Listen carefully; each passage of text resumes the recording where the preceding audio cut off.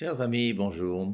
J'ai la nouvelle de se retrouver en ce confinement et en essayant de réfléchir un petit peu ensemble. Alors on continue. Alors aujourd'hui, on va réfléchir un petit peu plus sur ce qu'on appelle donc le mystère de la Trinité. On a essayé hier un petit peu de parler et on a déjà vu que une chose importante pour nous, vous voyez, c'est, je crois que la grande difficulté qu'il y a aujourd'hui, et c'est un problème qui est mondial, c'est que beaucoup de chrétiens sont sûrs, d'ailleurs tous les chrétiens sont sûrs de là où ils sont d'être dans la vérité. Et heureusement d'ailleurs, heureusement. Comme moi, je suis sûr d'être dans la vérité là où je suis dans l'église catholique. Mais le problème après, c'est comment se fait-il qu'il y a autant d'églises et que tout le monde croit, partout où il est, être dans la vérité? Et la question qu'il faut se poser, on se posera la question là un jour, c'est pourquoi crois-tu que ce que tu crois est plus vrai que ce que moi je crois? Qu'est-ce qui fait que ce que je crois est quelque chose qui est certain?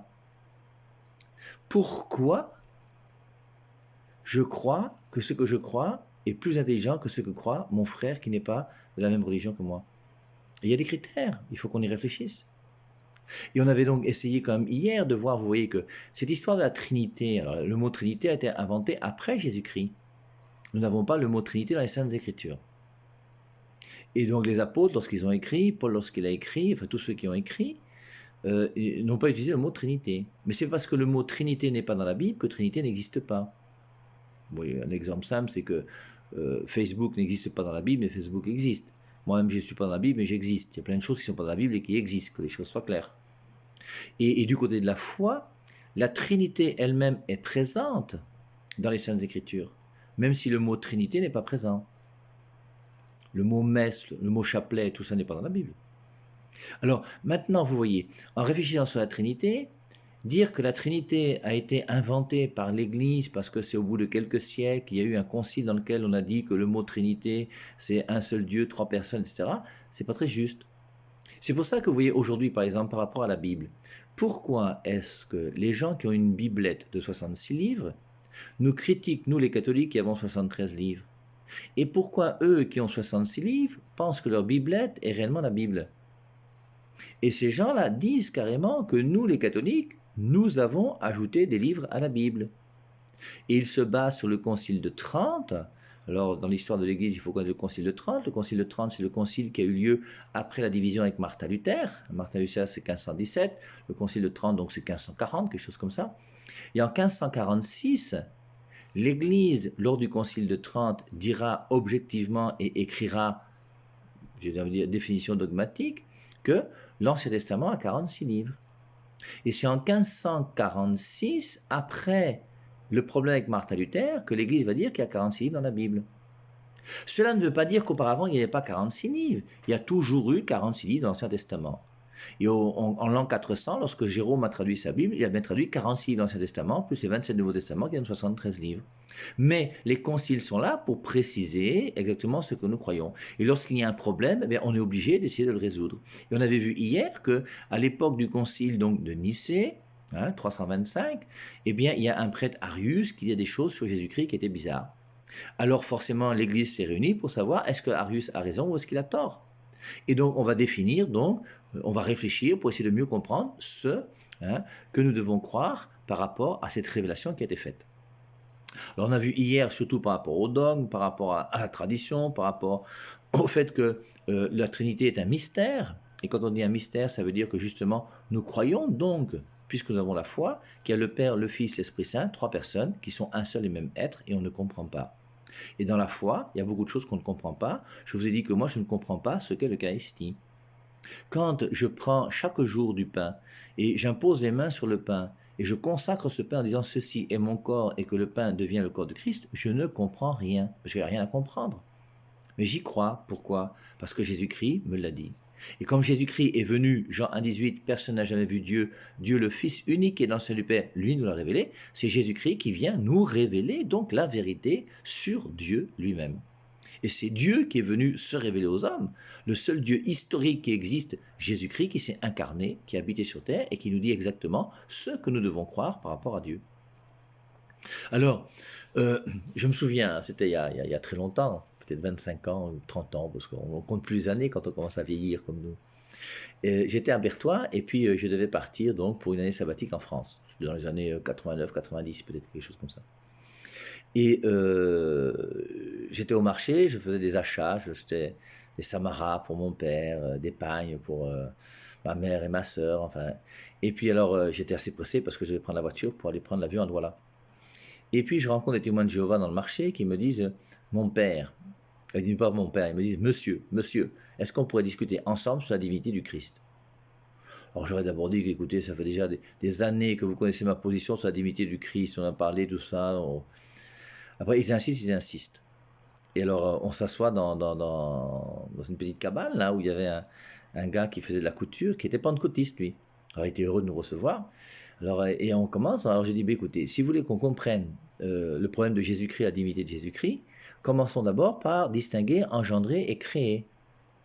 Et quand j'aurais dit que commençons par distinguer engendrer et créer, ils ont commencé par me dire écoutez, monsieur, notre langue à nous, c'est pas le français, c'est pas notre langue maternelle.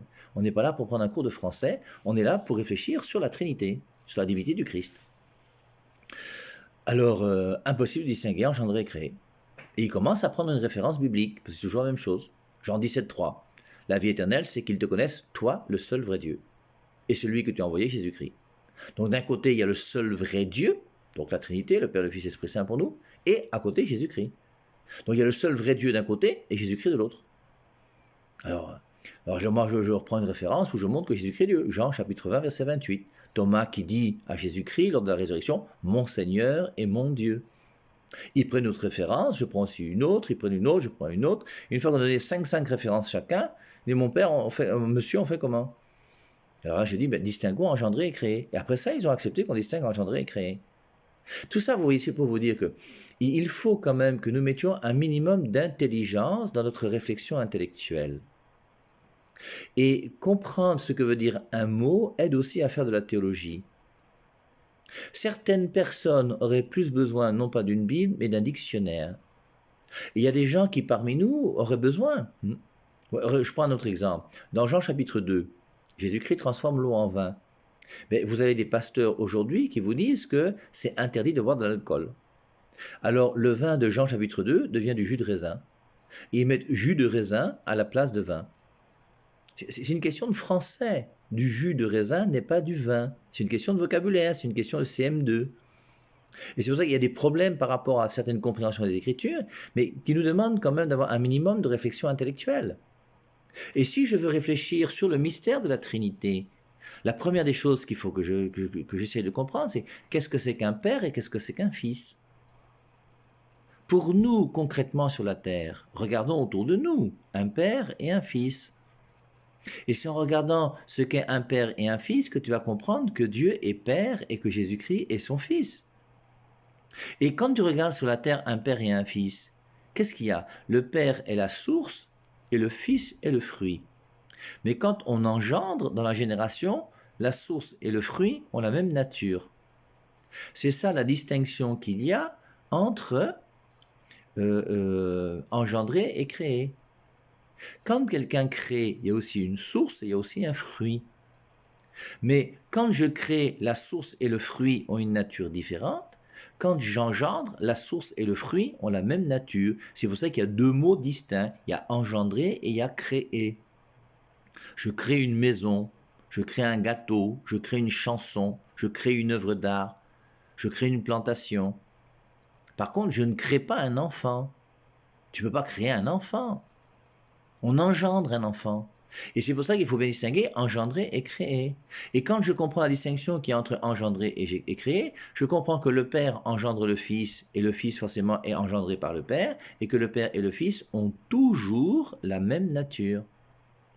Si bien que si on reconnaît que Yahvé de l'Ancien Testament, le Dieu de l'Ancien Testament, Yahvé, est le Père, et que Jésus-Christ, lui, est bien son Fils, nous sommes obligés de dire que le Père et le Fils ont la même nature. Parce qu'un père et un fils ont toujours une seule et même nature. Quand vous me voyez là, personne d'entre vous ne pense que mon père est un taureau ou un crocodile.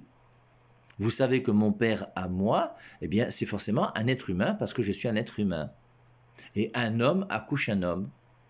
Si mon père était un chat, je serais un chat. Et si j'étais un chien, c'est que mon père est un chien. Et comme mon père est un homme, je suis un homme. Et Jésus-Christ qui va venir sur terre, qu'est-ce qu'il va faire? Bien, il va venir révéler aux gens que lui, il est le Fils de Dieu. Et quand il dit qu'il est le Fils de Dieu, ça veut dire qu'il est Dieu. Parce que si je suis le fils d'un homme, ça veut dire que je suis un homme. Le fils d'un homme est un homme et le Fils de Dieu est Dieu. Et quand Jésus-Christ, toutes les références qui montrent que Jésus-Christ est Fils de Dieu sont des références qui montrent que Jésus-Christ est Dieu. Ça, c'est le français, c'est simple, c'est la logique. Soyons intelligents, lisons la Bible en essayant de comprendre ce qui est écrit dedans. Ça a été écrit avec des mots, il y a des vocabulaires, il y a des adjectifs, il y a des noms, il y a des verbes, il faut comprendre ce qui est écrit. Et donc c'est important qu'on puisse réfléchir simplement sur ce qui est écrit. Alors, vous avez deux passages très importants, c'est Jean 5, 18. Les Juifs cherchaient à tuer Jésus, non seulement parce qu'il violait le sabbat, mais parce qu'il appelait Dieu Père, se faisant ainsi l'égal de Dieu. Les Juifs sont clairs. Et les Juifs qui discutent avec Jésus, forcément, et certains qui sont même contre Jésus d'une manière farouche, bien, ces Juifs disent bien d'une manière claire et nette que Jésus-Christ violait le sabbat et qu'il appelait Dieu Père. Et quand il appelle Dieu Père, il se fait l'égal de Dieu. Et Jésus-Christ dit à ces Juifs qui sont là, mais bien sûr, vous connaissez Moïse. Oui, très bien. Mais c'est pas Moïse qui a donné le pain, c'est mon Père. C'est ce qu'il dit. Dans Jean chapitre 8 ou 10, je ne sais plus. C'est mon Père qui a donné le pain qui vient du ciel. Il appelle Yahvé son Père. Et forcément, prenons aussi le discours sur la montagne, Jean chapitre 5, 6, 7. Jésus-Christ dit à ceux qui sont là, les milliers de personnes qui sont là, avec des Juifs forcément qui sont là et qui écoutent, il est écrit, moi je vous dis que, il est écrit, Matthieu chapitre 5, verset 27, tu ne commettras pas d'adultère. Moi je vous dis, quiconque convoite une femme dans son cœur a déjà commis l'adultère avec elle. Quand Jésus-Christ dit, il est écrit, moi je vous dis, il est écrit, c'est Moïse qui a reçu les 10 commandements de la loi dans Exode au chapitre 20. Et qui a donné les 10 commandements à Moïse? C'est Dieu. Dieu a dit, tu ne commettras pas d'adultère, moi je vous dis que. Et vous comprenez bien que les Juifs qui sont là sont scandalisés de voir ce petit bout de bonhomme qui est là, qui dit que Dieu a dit, moi je vous dis que. Et Jésus-Christ va enseigner partout que lui ne peut pas mentir et que le Père et le Fils, nous sommes un. C'est ce qu'il dit dans Jean chapitre 10, verset 30. Et après, il leur dit le verset qu'on a lu hier, non? Pourquoi voulez-vous me lapider?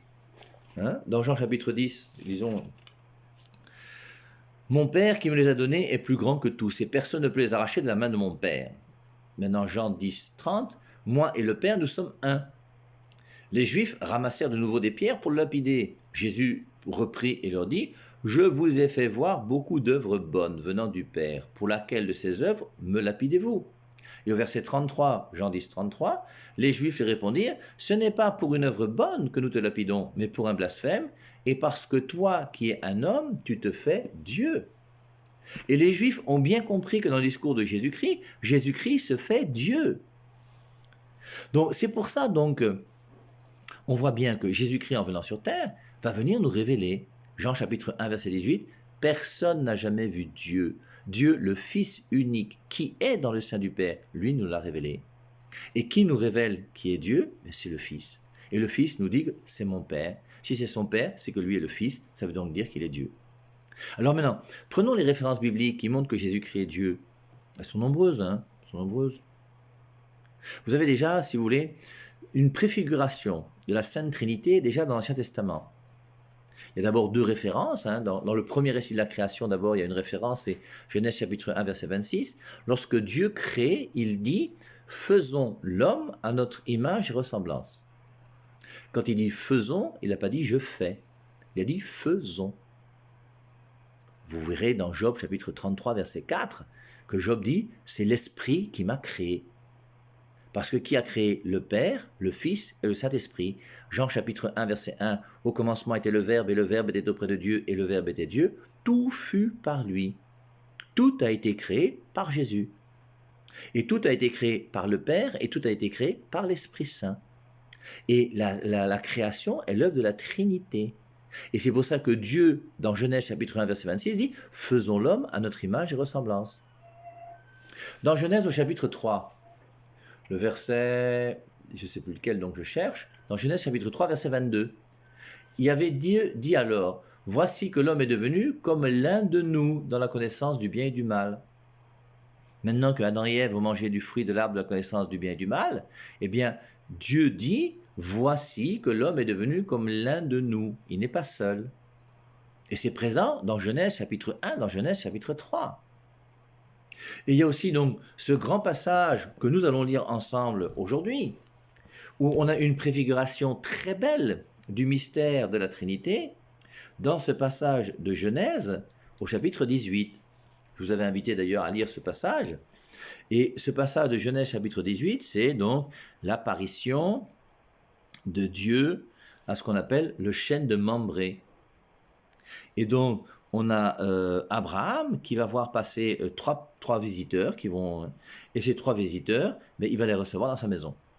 Et je crois que l'Épître aux Hébreux dit qu'il a accueilli, en accueillant des anges, il a accueilli Dieu chez lui. Alors, Genèse chapitre 18.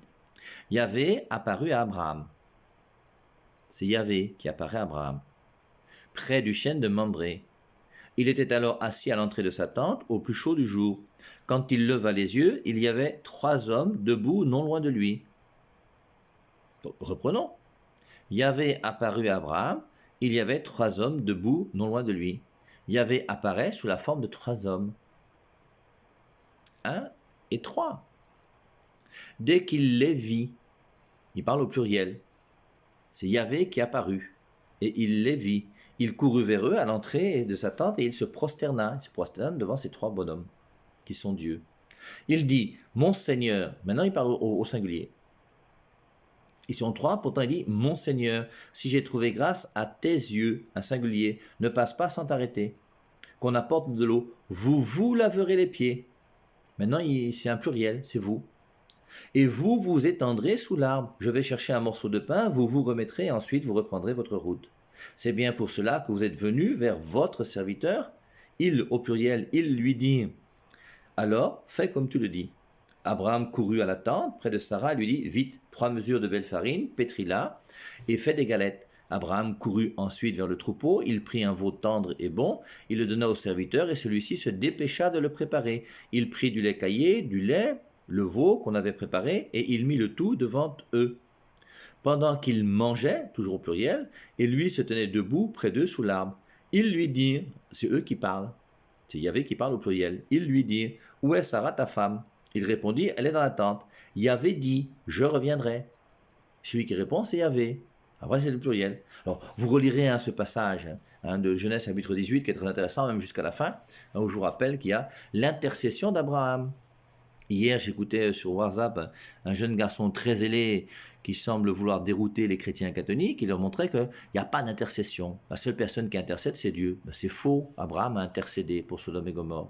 Moïse a intercédé pour le peuple. Et l'intercession, elle est là entre nous les hommes. Nous pouvons intercéder les uns pour les autres. Ce n'est pas réservé à Dieu seul. Donc, il y a donc Abraham qui va intercéder avec cette très belle prière. S'il y a 50 justes, s'il y a 40, s'il y a 30, voilà. Donc on voit dans ce passage déjà cette préfiguration de l'Ancien Testament. Et dans l'Ancien Testament, il y a 2 passages aussi importants à mon avis, qui annoncent déjà la venue de Jésus-Christ sur la terre, la prophétie du prophète Isaïe, dans Isaïe chapitre 7 verset 14, où il est dit, eh bien, le Seigneur lui-même va vous donner un signe. Voici, la jeune femme est enceinte, elle enfante un fils et lui donne ce nom Emmanuel, Dieu avec nous.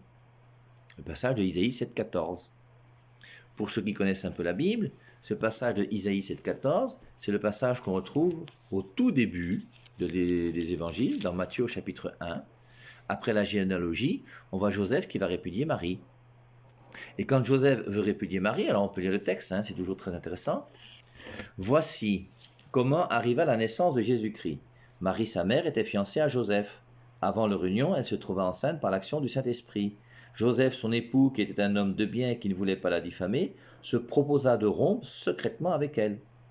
Comme il y pensait, voici qu'un ange du Seigneur lui apparut en songe et dit, « Joseph, fils de David, ne crains pas de prendre avec toi Marie, ta femme, car l'enfant qu'elle a conçu vient du Saint-Esprit.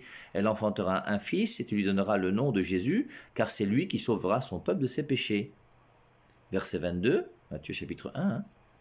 Tout cela arriva afin que s'accomplisse ce que le Seigneur avait déclaré par le prophète.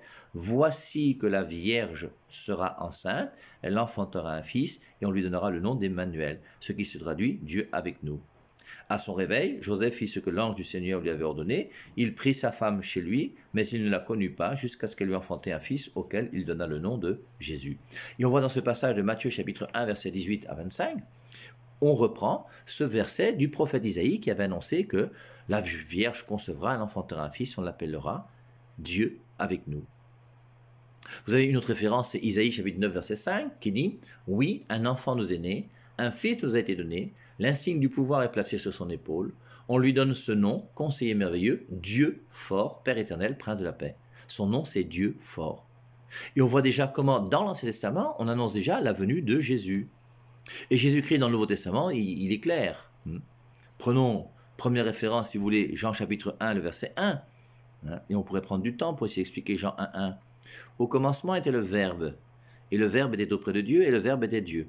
Alors personnellement, je préfère la traduction Verbe à la traduction parole. Parce que qu'est-ce que c'est que la parole? Et Jésus-Christ est plus que la parole. Avant que la parole de Dieu ne soit donnée aux hommes sur la terre, le Verbe existait. Le Verbe est plus que la parole. Alors le Verbe est toute la parole de Dieu qui se dit et qui ne dit que Dieu. Mais ce que nous avons nous comme parole, c'est la parole qui a été donnée aux hommes et que Dieu a bien voulu donner. Et c'est pour ça que traduire le mot Verbe par parole, c'est diminuer quelque chose de Jésus-Christ. Jésus-Christ est plus que la parole. La parole pour nous c'est quoi? C'est cette révélation qui nous a été donnée. Tant que la révélation n'a pas été donnée, la parole au sens strict pour nous n'existait pas. Mais pourtant, le Verbe est la parole. C'est pour ça que quand on dit que le Verbe est la parole et que la révélation est la parole, il faut bien faire la distinction entre les deux, sinon on va faire des amalgames qui sont terribles. Un jour, j'ai vu un pasteur qui entrait dans une église, et il avait la Bible dans la main et il disait « Voici Jésus ». Le gars vient avec Jésus, il dit « Voici Jésus ». Et la raison c'est laquelle? Il a dit Jésus-Christ est la parole, or la parole c'est la Bible, donc la Bible c'est Jésus. Terminé. Et c'est là on fait des confusions à chaque fois qui ne sont pas bonnes. Et on arrive à des choses qui sont bizarres. C'est pour ça qu'il faut avoir un langage précis. Alors, première des choses, Jean 1.1, au commencement était le Verbe. Alors le commencement d'abord, c'est pas le... J'aimerais vous poser la question, c'est quel commencement? Et le commencement dont parle Jean 1, le texte grec, je n'ai pas fait beaucoup de grec, mais j'en ai quand même fait un peu dans ma vie, c'est en arché, en ologos. Arché, en grec, c'est le principe. Et la traduction latine de ce verset, Jean 1.1, c'est in principio erat verbum. Dans le principe était le verbe. Et le principe est un commencement. Le commencement, c'est le commencement d'une activité, le commencement d'une chose. Mais le principe, lui aussi, est un commencement. Et quand on parle de commencement dans Jean 1.1, il s'agit de principe. Et quand il dit in principio erat verbum, dans le principe était le verbe. Le principe, c'est qui? Le principe, c'est le principe de toute chose qui est Dieu. C'est pour ça qu'on comprend bien ce qui est dit dans Jean chapitre 1, verset 18. Dans Jean 1, 18, il est dit personne n'a jamais vu Dieu. Dieu, le Fils unique, qui est dans le sein du Père. Le Fils unique est où? Dans le sein du Père. Le Verbe est où? Dans le principe. In principio erat verbum. Dans le principe de toute chose, il y avait le Verbe qui est là. Et le Verbe était auprès de Dieu, et le Verbe était Dieu. Et le Verbe donc, il est Dieu. On dit même au verset qui suit, tout fut par lui, il est bien créateur. Jean 1,14, le Verbe s'est fait chair, il a demeuré parmi nous. Jean 1,18, personne n'a jamais vu Dieu, Dieu le Fils unique et dans son Père, Dieu nous l'a révélé. Et Jésus-Christ donc va montrer. Alors, autre petite parenthèse, parce que nous aimons beaucoup l'Apocalypse, et je vous invite à écouter les vidéos sur YouTube. Alors, je vous rappelle que dans mon nouveau compte YouTube qui s'appelle Père Hervé Marie Ignard, vous avez quelques vidéos qui vous sont proposées sur l'Apocalypse, il y en a peut-être une douzaine ou une quinzaine, qui vont vous permettre d'entrer dans les 6 ou 7 premiers chapitres de l'Apocalypse pour essayer de comprendre l'Apocalypse. Eh bien, le mot verbe qu'on retrouve dans Jean 1.1, au commencement était le Verbe, c'est le mot que Jean a découvert dans l'Apocalypse au chapitre 19, le verset 11. Dans Apocalypse chapitre 19, à partir du verset 11, on nous parle de quelqu'un qui est sur un cheval blanc. Et celui qui est sur le cheval blanc, il s'appelle le Verbe. Et lorsque Jean a eu sa révélation à Patmos, dans l'île où il était persécuté, cette révélation que Dieu lui a donnée lui a montré que celui qui était sur le cheval blanc, celui qui était le vainqueur, il s'appelle le Verbe. Et c'est pour ça que lorsqu'il va écrire son évangile après avoir reçu la révélation de l'Apocalypse, il va commencer son évangile en disant « Au commencement était le Verbe, et le Verbe était auprès de Dieu, et le Verbe était Dieu. » Donc, ensuite, on continuera. Le référence bien connue, c'est Jean chapitre 20, verset 28, où on a Thomas qui va rencontrer Jésus. Vous savez que lorsque Jésus-Christ est ressuscité, il n'a pas cru. Jésus-Christ est apparu aux 10, parce que Judas n'était pas là, bien sûr. Et en l'apparaissant aux 10, Thomas était absent. Et les 10 vont dire à Thomas que Thomas, on l'a vu, on l'a touché, il est vivant. Thomas va dire, moi je suis un gars dur. Si je ne vois pas ses plaies, si je ne croirai pas. La semaine d'après, il apparaît. Et à ce moment-là, Thomas ne discute plus. Et il y a le passage alors. Donc, Jean chapitre 20, verset 26. Et voilà que de nouveau, 8 jours plus tard, les disciples étaient à l'intérieur et Thomas avec eux. Alors que les portes étaient fermées, Jésus vint et se tint au milieu. Il dit, soyez en paix. Ensuite, il dit à Thomas, mets ici ton doigt, regarde mes mains, avance ta main et mets-la dans mon côté, cesse de nier et crois. Pour toute réponse, Thomas lui dit, tu es mon Seigneur et mon Dieu. Et on voit comment dans ce passage, Thomas va confesser que Jésus-Christ est Dieu. Et Jésus-Christ ne va pas dire, mais ne dis pas que je suis Dieu, ça n'a pas de sens. Il reconnaît qu'il est Dieu. Il a montré aux Juifs qu'il était Dieu. Romains 9,5 est aussi une référence qui montre que Jésus-Christ est Dieu. Tite 2,13, 1 Jean 5,20, oui, 1 Jean 5,20. Vous avez aussi Colossiens 2,9, en lui habite toute la plénitude de la divinité. Si en lui habite toute la plénitude de la divinité, bien c'est que forcément, il est Dieu. Philippiens 2,6, lui de condition divine ne retint pas jalousement le rang qu'il égalait à Dieu. Et on voit bien donc comment toutes ces références montrent bien. Et tous ceux qui lisent la Bible reconnaissent que Jésus-Christ est bien le Fils de Dieu qui est Dieu. Alors de temps en temps, vous voyez, il y a des gens qui essayent de tromper les chrétiens trinitaires en montrant que le Père a un Fils. C'est donc Dieu, tout le monde sait que Dieu a un Fils, c'est le Fils de Dieu. Et on vous dit que maintenant, un homme, un père a un fils. Alors, est-ce que le fils du père est le père? Dieu a un fils, c'est le fils de Dieu. Le père a un fils, c'est le fils du père. Est-ce que le fils du père est le père? Alors, je ne sais pas si vous comprenez, c'est que quoi? Dans cette histoire, on veut vous tromper en vous faisant comprendre qu'un père a un fils. Et forcément, un père et un fils sont deux personnes distinctes. Le père a un fils et le fils du père n'est pas le père. Dieu a un fils, mais le fils de Dieu est Dieu. Et la raison, c'est laquelle? C'est que quand on dit le père a un fils, c'est le fils du père, nous sommes dans l'ordre des personnes. Et dans la génération, il y a une personne qui est le père, une génération et un fils, et le père et le fils sont deux personnes distinctes. Mais si je vous dis maintenant, un homme a un fils, c'est le fils d'un homme, est-ce que le fils d'un homme est un homme? Bien sûr. Est-ce que le fils de Dieu est Dieu? Bien sûr. Le père a un fils, est-ce que le fils est le père? Non. Paul a un fils, c'est le fils de Paul. Est-ce que le fils de Paul est Paul? Non, parce qu'on est dans l'ordre des personnes. Donc c'est juste des petites subtilités, parce que c'est quelquefois des arguments qu'on entend et qui essaient de troubler la tête de certaines personnes. Alors on va arrêter avec la divinité de Jésus-Christ. Et la première des choses, c'est montrer d'une manière claire et nette que nous croyons que Jésus-Christ est bien le Fils de Dieu qui est Dieu. Vous n'avez jamais entendu quelqu'un vous dire que le Père a accouché une fille qui s'appelle Marie. Il n'y a pas de Marie en Dieu. Il faut mettre les choses au clair. Et donc il faut bien comprendre que Marie, elle est du côté des créatures. Jésus-Christ, lui, il est du côté du Créateur. Jésus-Christ est du côté de Dieu. Et c'est pour ça que Jésus-Christ, il est Dieu. Et à nous de comprendre, vous voyez, que ce Dieu est venu sur terre. C'est pour ça que le mystère de Noël, peut-être, nous passons quelquefois un petit peu à côté. Un jour, j'étais toujours à Berthois, c'est là-bas que j'ai commencé à faire mes armes. J'étais à Berthois et je discutais tous les jours, une fois par semaine, avec un élève de 5e qui venait me voir dans mon bureau. J'étais à l'époque professeur de mathématiques et professeur de catéchèse. Et j'enseignais les mathématiques et la catéchèse à cet élève. Et cet élève était témoin de Jéhovah.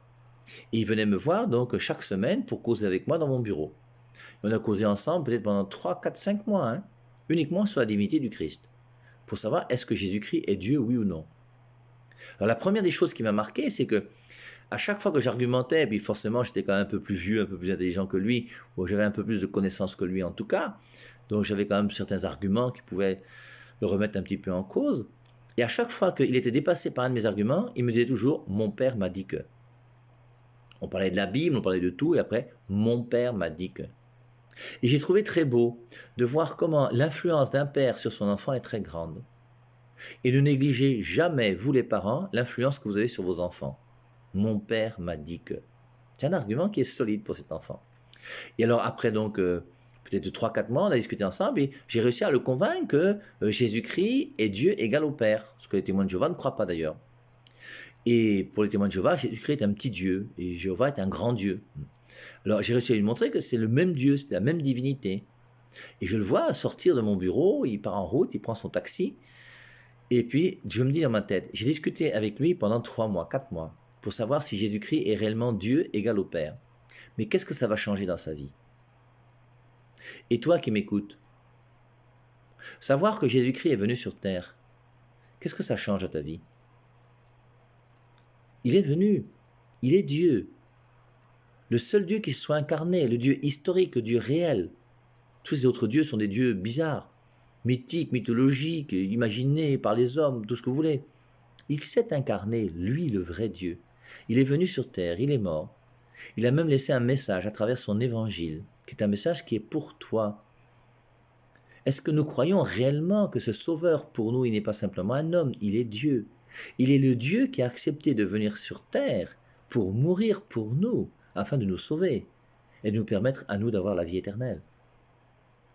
Jésus-Christ est réellement Dieu. Dieu un jour a visité les hommes, il est venu sur terre. Il s'est fait chair.